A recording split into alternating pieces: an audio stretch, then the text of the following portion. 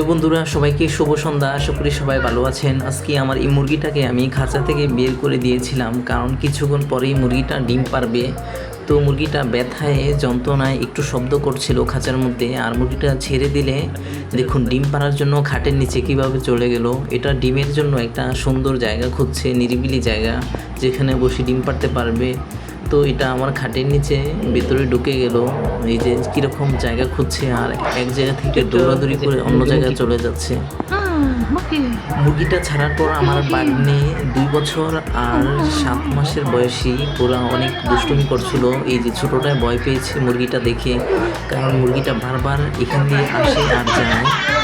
আর দেখতে পাচ্ছেন যে মুরগিটা এখন চলে গেল বারান্দায়, আবার কিছুক্ষণ পরে আসবো। তো এই যে ও 2 বছরের উপরে বাগিনীটা, ও অনেক দুষ্টুমি করে, কিন্তু মুরগিটাকে প্রচুর ভয় পায়। আর বারান্দায় গেলে মুরগিটার সামনে অনেক চিৎকার চেঁচামেচি করে, মুরগিটা তখন ভয় পায়। আর ও এখন ভয় পাচ্ছে। দেখুন মুরগিটা ঘরের ভিতরে এসে পড়লো।